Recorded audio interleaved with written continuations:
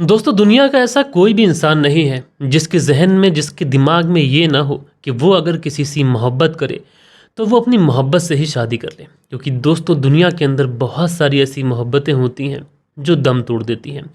और इंसान की ज़िंदगी में हमेशा यही टीस रह जाती है कि उसको उसका चाहने वाला व्यक्ति नहीं मिला, उसको उसकी पसंदीदा औरत नहीं मिली, या फिर उसको उसका पसंदीदा मर्द नहीं मिला। लेकिन दोस्तों, दुनिया के अंदर बहुत सारे ऐसे लोग होते हैं जो अपनी मोहब्बत से शादी भी कर लेते हैं, यानी उनको उनकी मोहब्बत हासिल हो जाती है। लेकिन यकीन मानिए दोस्तों कि आजकल आजकल के ज़माने में जो मोहब्बतें हैं, ये इस मोहब्बत वाले रिश्ते को कुछ इस तरीके से तार तार कर रही हैं कि आज की जो कहानी मैं आप लोग को सुनाऊंगा, आप लोग इस पूरी कहानी के ट्विस्ट एंड टर्न्स को जब आप लोग समझेंगे तो आप लोग अपने कानों पर विश्वास नहीं करेंगे और आप लोग यही सोचेंगे कि अगर ऐसी मोहब्बत होती है तो अच्छा है कि हमें हमारी मोहब्बत हासिल ना हुई। तो फिर चलते हैं, शुरू करते हैं। दरअसल दोस्तों, आज की कहानी की शुरुआत होती है बिहार से, और इसी बिहार के अंदर एक जगह लगती है हाजीपुर।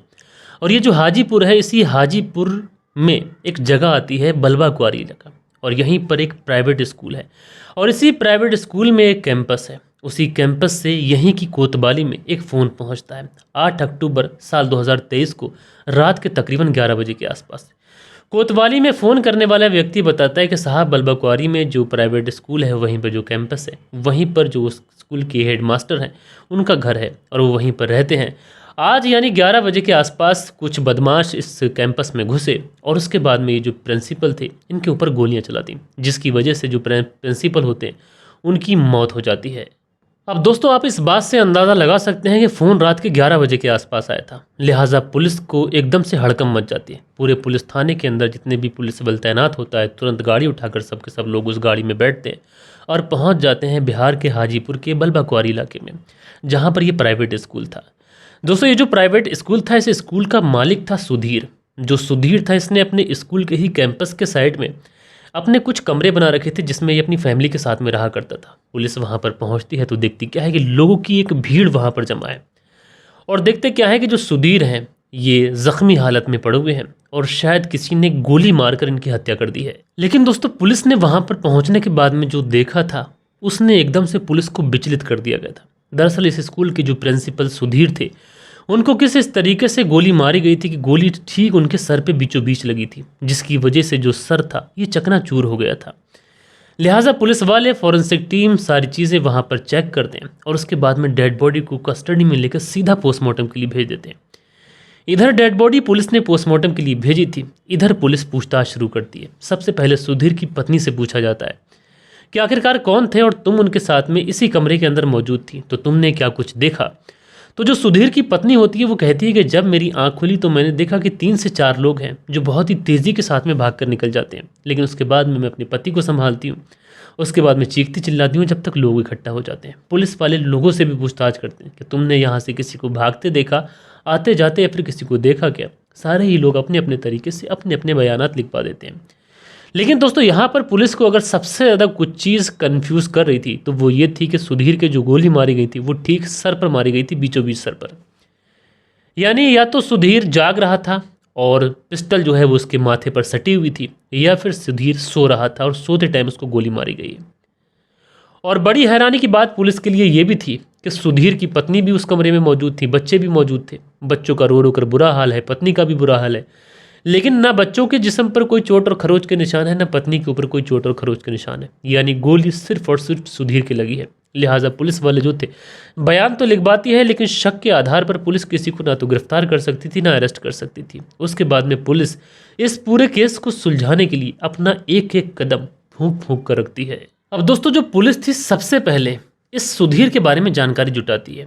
सुधीर के बारे में पता चलता है कि सुधीर जो है ये बिहार के हाजीपुर का ही रहने वाला है, जो बलवा कुआरी इलाका है यहीं का। और कुछ समय पहले की बात है कि सुधीर ने एक जगह रेंट पर ली थी और उसी रेंट की जगह में इसने ये प्राइवेट स्कूल खोला था। लेकिन सुधीर के बारे में और जानकारी जब जुटाई जाती है तो पता चलता है कि सुधीर ने साल 2015 में, यानी जिस 8 अक्टूबर साल 2023 को इसका कत्ल हुआ, इससे तकरीबन 8 साल पहले सुमन से लव मैरिज की थी। सुमन से मुलाकात हुई, प्यार मोहब्बत हुआ, उसके बाद में इसने उससे शादी कर ली थी। और सुधीर ने अपने ही स्कूल के अंदर कुछ कमरे अपने रहने के लिए कर लिए थे और वहीं पर ये रहा करता था। लिहाजा पुलिस को जब ये पता चलता है कि सुधीर और सुमन ने लव मैरिज की थी तो इसलिए पुलिस वाले जो थे वो इस एंगल पर छानबीन शुरू करते हैं।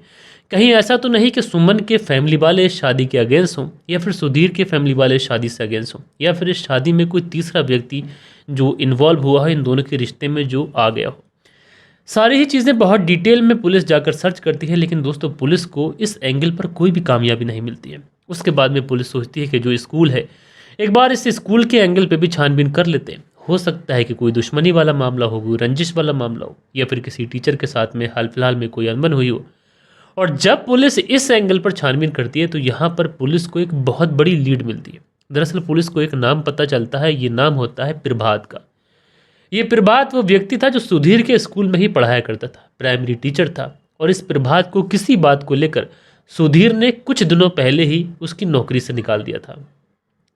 अब जैसे ही पुलिस को ये बात पता चलती है तो उसके बाद में पुलिस जो थी अब प्रभात के बारे में जानकारी जुटाना शुरू करती है। और दोस्तों प्रभात के बारे में जो जानकारी जुटाना शुरू करती है तो उसके बाद में प्रभात से पे एक तरीके से जब उससे पूछताछ की जाती है तो प्रभात के ऊपर, पुलिस की पूछताछ में प्रभात के ऊपर कहीं ना कहीं शक होता है। इसलिए पुलिस वाले जो थे अब प्रभात के ऊपर सख्ती दिखाते हैं। और प्रभात के ऊपर जब सख्ती दिखाते हैं तो प्रभात एक और नाम बताता है, और ये नाम होता है सुधीर की पत्नी सुमन का।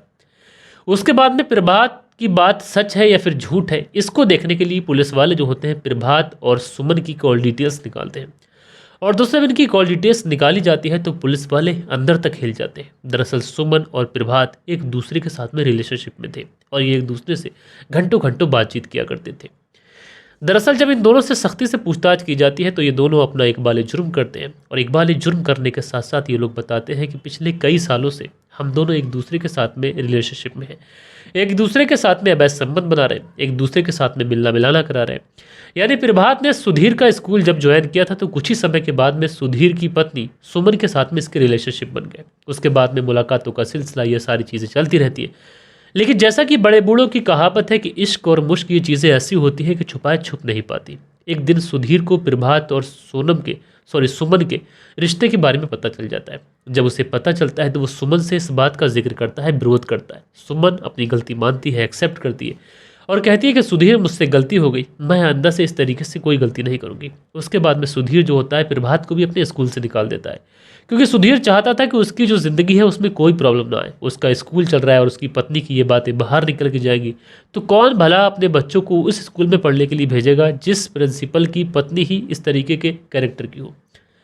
अब उसके बाद में टीचर को तो निकाल दिया जाता है, लेकिन सुमन ने भी अपनी गलती मान ली थी। लेकिन उसके बावजूद भी सुमन और प्रभात की फ़ोन पे बातचीत हुआ करती थी।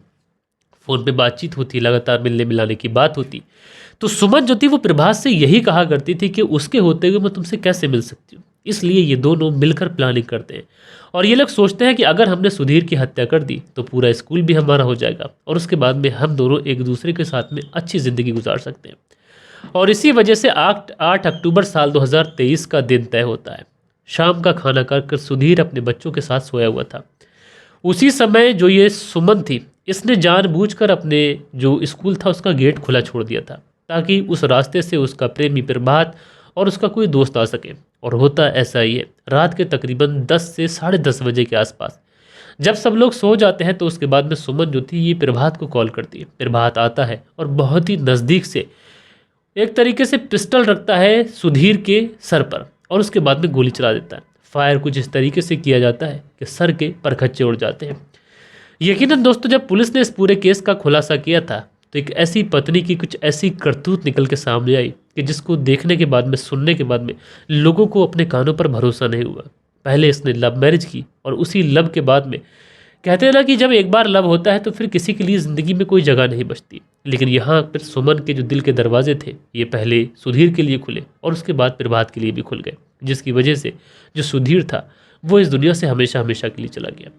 बहरहाल दोस्तों आप लोग जो भी सोचते हो इस घटना के बारे में कमेंट्स करके बताइएगा। मिलते हैं दोस्तों कल के दिन, जब तक के लिए अपना ख्याल रखिएगा, देश का ख्याल रखिएगा, परिवार के रिश्तों की अहमियत को समझिएगा।